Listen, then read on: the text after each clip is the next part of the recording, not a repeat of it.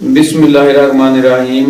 मैं तुहाडा होस्ट मोहम्मद इरफान अंसारी ते तुसीं वेख रहे हो यूट्यूब चैनल एंटरटेनमेंट क्लब ते साडे चैनल नूं सबसक्राइब करो, लाइक करो, शेयर करो ते कमेंट लाजमी करो।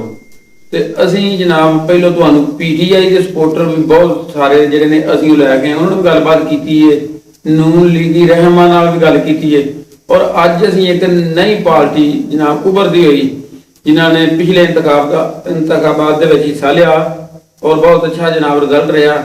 उस अज जनाब उस पार्टी के मेहमान ने साडे नाल जुड़े हुए चौधरी सदाम विरक साहब। असीं उन्हां नाल गलबात करांगे और उन्होंने पूछांगे, वो दसणगे कि उन्हां दी पार्टी किस तरह जनाब काम कर रही है और आने वाले इलैक्शन दे विच अगर वो जनाब जिहड़े लीड करते हैं वो जितते हैं वो साडे आवाम दे मसले किस तरह हल करनगे। ये सारियां गल्लां तुहानूं जनाब इंशाअल्लाह इत्थे हुणे अच्छी गल्लां करके दसांगे और जिहड़ी गल तुहानूं अच्छी लगे तुसीं सानूं कमेंट सैक्शन दे विच लाजमी दसना है। अस्सलाम वालेकुम जी। वालेकुम सलाम। अच्छा भाई सलाम, तुसीं सानूं दसो जनाब अपनी पार्टी दे बारे रद्दे अमल नवीं पार्टी है तुहाडी। बिस्मिल्लाहिर्रहमानिर्रहीम। पहले नंबर ते तुहाडा असीं शुक्रिया अदा करने हैं कि भाईजान तुहां सानूं अपने स्टूडियो च बुलाया और पीटीआई का इजहार ख्याल जो करने वास्ते मौका दिता ताकि अवाम नूं पता लगे कि नून लीग और पीटीआई और टीएलपी की फर्क है। ठीक है, बिल्कुल तुहाडे सामने सारियां अगे 1947 तो पाकिस्तान बनया है। हाँ जी, ठीक है, हुकूमतां आउंदियां रहियां ने जांदियां रहियां ने ते लेकिन कोई भी ऐसी हुकूमत नहीं आई जिंदा जिन्ना भी पावर आई है लेकिन उन्हें इस्लामी कानून नाफज नहीं किया कोई भी। ठीक, चोर नूं सजा नहीं मिली, ठीक है, जानी नूं कोड़े नहीं लगे। ये सारियां सजावां जिहड़ियां भी ने है ते साडे दीन विच ने।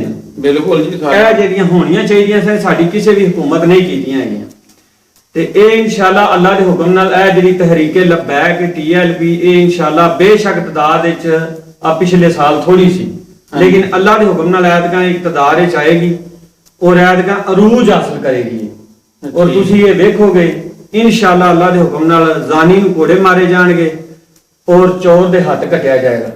ते जदों ये नौबत आ गई उदों अल्लाह के हुक्म दे नाल तुसीं भरे बाजार विच एक झटकी जी मैं मिसाल देन लगा कि नंगी औरत भी गुजरेगी ना उन्होंने मर्द वेखणगे ना इंशाअल्लाह।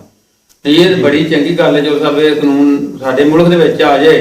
हाँ जी, ते सारी करप्शन खत्म हो जाए जनाब, चोरियां खत्म हो जान, आवाम अपने अमन दे नाल काम करे, रोजी कमाए खाए ते इहदे नाल वड्डी कोई गल नहीं जनाब। बिल्कुल बड़ी अच्छी सोच है। बिल्कुल, फिर तुसीं ये वेखो कि ये निरा साडा हक नहीं, कोई सानू लालच को नहीं टीएलपी दा, ये हर मुसलमान दा हक है। बिल्कुल, तुसीं वेखो कि नबी पाक सल्लल्लाहु अलैहि वसल्लम दे हुंदे तक जिन्ने भी खाके बने ने अज तक केड़ी तहरीक आईयां ने सारियां आवाज उठाई है, किसे उठाई जे किसे बंदे नहीं उठाई। असीं ए टीएलपी वाहद वेखीए कि जिन्ने अपनी जानां भी दित्तियां ने, सही है, और उन्हें जाके बंदियां दे रोड ब्लॉक किया, इंज होंदा ओ हो गया। मुसलमान जेडे ने ना खुआओ उन्हां दी नमूस नबी पाक सल्लल्लाहु अलैहि वसल्लम तो ज्यादा उन जो सारे असीं मुसलमान गल करने हैं कि उन्हां दी नमूस जिहड़ी है उन्हां दी इज्जत साडी जान तो वध के ते फिर जो कोई बीमार बंदे दी जान टुट जाती है आखदे ने मौलवियां रोड बंद किया जी, वो मरीज मर गया, फलाना हो गया, फलाना हो गया। इंज ते नहीं ना हुंदा। नहीं, इमरान खान ने भी कौमी मुतहदा विच ते उन्होंने जनाब जो सवाल उठाया सी ना जो नमूस के बारे और उन्होंने दसिया भी ये सानू जो तुसीं दहशतगर्द बनाउंदे जां अखाके बनाउंदे जे ये असीं बर्दाश्त नहीं करांगे। बिल्कुल, उन्होंने भी इमरान खान साहब ने भी ये गल कीती। इमरान खान साहब ने गल ते कीती है लेकिन उन्हां दी गल ते कोई रद्दे अमल नहीं होया। उस तो बाद भी उन्हें खाके बनाए लेकिन जो अलहमदुलिल्लाह टीएलपी ने जाके रोड ब्लॉक किए ने, एहतजाज किया, इन्हां दी जानां गईयां ने, इमरान खान ही लईयां। ठीक जे ये ना अपना तो इन्हां दी हुकूमत दे विच इन्ने मुसलमान मरे ने कि तहरीक दी पहली हुकूमत जिन्हें मुसलमानां दी इन्नियां जानां जाया कीतियां ने।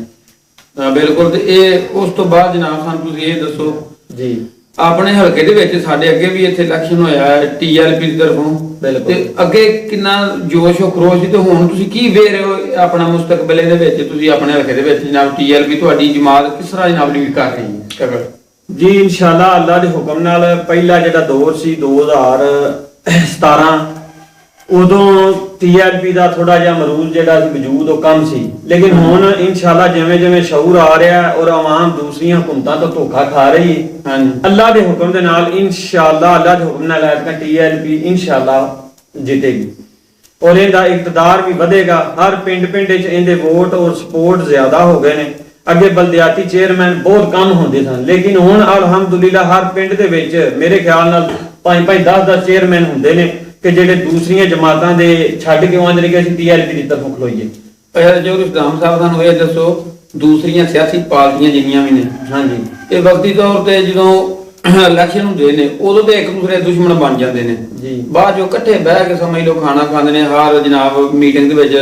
ਉਹਦੇ ਜਿਸ ਤਰ੍ਹਾਂ ਤੁਸੀਂ ਆਪਣੀ ਸੱਚਾਈ ਬਿਆਨ ਕਰ ਰਹੇ ਜੇ ਸਾਡੀ ਪਾਰਟੀ ਹੈ ਕਿ ਅਸੀਂ ਇਹ ਕਰਾਂਗੇ, ਇਹ ਤੁਹਾਡੀ ਸਿਆਸੀ ਪਾਰਟੀ ਹੈ ਜਾਂ ਤੁਹਾਡਾ ਨਜ਼ਰੀਆ ਹੈ ਵੀ ਹੋ ਸਕਦਾ ਕੱਲ ਨੂੰ ਤੁਹਾਨੂੰ ਦਾਵਤ ਪੀਪਲ ਪਾਰਟੀ ਦਿੰਦੀ ਹੈ ਜੀ ਜਾਂ ਨੂਨ ਲੀਗ ਕਹਿੰਦੇ, ਤੁਸੀਂ ਉਹਨਾਂ ਨਾਲ ਇਤਿਹਾਦ ਕਰੋਗੇ? ਨਹੀਂ ਜੀ, ਅਸੀਂ ਕਿਸੇ ਪਾਰਟੀ ਨਾਲ ਨਹੀਂ ਇਤਿਹਾਦ ਕਰਾਂਗੇ। ਹਾਂ, ਲੇਕਿਨ ਪੀਪਲ ਪਾਰਟੀ ਜਾਂ ਨੂਨ ਲੀਗ TI ਜਾਂ ਨੂਨ ਲੀਗ ਉਹ ਸਾਡੇ ਨਾਲ ਮਿਲ ਕੇ ਕੰਮ ਕਰਨ, ਸਾਡੇ ਮਤਹਿਤ ਸਾਡੇ ਕਵਾਨੀਨ ਦੇ ਉੱਤੇ ਚੱਲਣ, ਨਬੀ ਪਾਕ ਸੱਲੱਲਾਹੁ ਅਲੈਹਿ ਵਸੱਲਮ ਦੀ ਸੁਨਨਤ ਔਰ ਹਦੀਸ ਦੇ ਨਾਲ ਚੱਲਣ, ਫਿਰ ਉਹ ਸਾਡੇ ਨਾਲ ਟੱਚ ਹੋ ਜਾਣ। ਲੇਕਿਨ ਅਸੀਂ ਇਨਸ਼ਾਅੱਲਾ ਕਿਸੇ ਨਾਲ ਵੀ ਟੱਚ ਨਹੀਂ ਹੋਵਾਂਗੇ ਅੱਲਾ ਦੇ ਹੁਕਮ ਨਾਲ।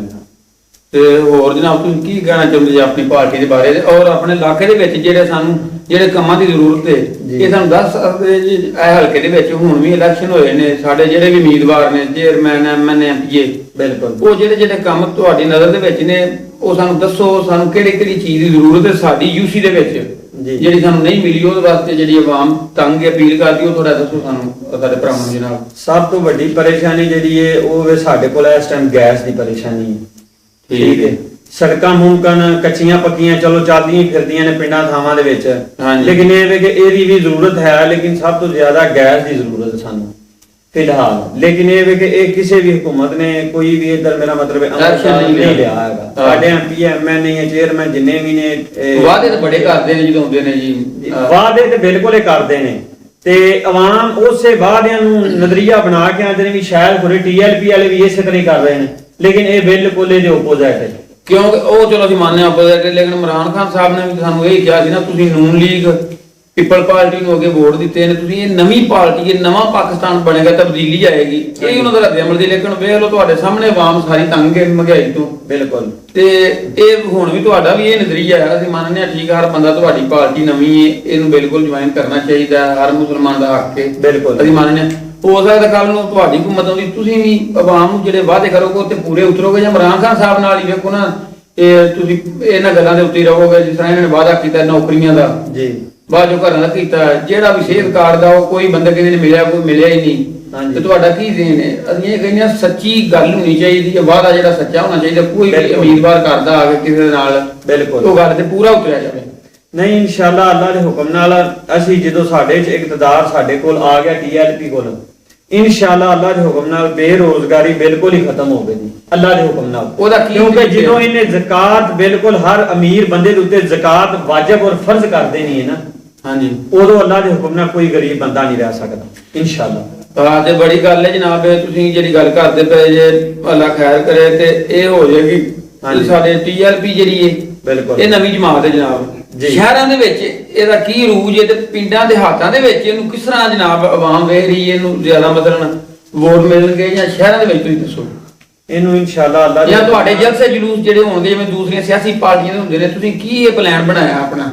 ਬਿਲਕੁਲ ਪਾਰਟੀ ਨੇ ਇਹ ਇਨਸ਼ਾਅੱਲਾ ਅੱਲਾ ਦੇ ਨਾਲ ਕੈਂਪੇਨ ਵੀ ਇਹਦੀ ਜਾਰੀ ਹੈ, ਹੁਣ ਤੋਂ ਹੀ ਜਾਰੀ ਹੈ। ਠੀਕ ਜੀ। ਔਰ ਸ਼ਹਿਰਾਂ ਦੇ ਵਿੱਚ ਤੇ ਜ਼ਿਆਦਾ ਪੜ੍ਹੀ ਲਿਖੀ ਆਵਾਮ ਹੈ, ਔਰ ਪਿੰਡਾਂ 'ਚ ਵੀ ਲੋਕ ਜਿਹੜੇ ਨੇ ਬੜੇ ਬਾਦਸ਼ਾਹ ਨੇ। ਨਹੀਂ ਜੀ, ਹੁਣ ਤਾਂ ਪੜ੍ਹੇ ਲਿਖੇ ਨੇ ਪਿੰਡਾਂ ਦੇ ਵਿੱਚ ਵੀ ਹਰ ਬੰਦਾ। ਤੇ ਇਨਸ਼ਾਅੱਲਾ ਅੱਲਾ ਦੇ ਹੁਕਮ ਨਾਲ TLP ਦੇ ਵੋਟਰ ਔਰ ਸਪੋਰਟਰ ਹੁਣ ਅੱਗੇ ਇੱਕ ਪਿੰਡੇ 10 ਹਨ, ਹੁਣ ਇੱਕ ਪਿੰਡੇ 100 ਇਨਸ਼ਾਅੱਲਾ ਅੱਲਾ ਦੇ ਹੁਕਮ। ਮਾਸ਼ਾਅੱਲਾ ਬੜੀ ਗੱਲ ਹੈ ਜੀ। ਇਹ ਇਨਸ਼ਾਅੱਲਾ ਤਰੱਕੀ ਕਰੇਗੀ ਔਰ ਅੱਲਾ ਦੇ ਹੁਕਮ ਨਾਲ ਕਹੀਂ ਇਕਤਦਾਰ TLP ਕੋਲ ਆਏਗਾ। ਜਨਾਬ ਆਖਰੀ ਗੱਲ ਤੁਸੀਂ ਸਾਨੂੰ ਦੱਸੋ, ਸਾਡੇ ਭਰਾਵਾਂ ਨੂੰ ਕੀ ਦੱਸਣਾ ਚਾਹੁੰਦੇ ਹੋ ਸਾਡੇ ਚੈਨਲ ਦੇ ਬਾਰੇ?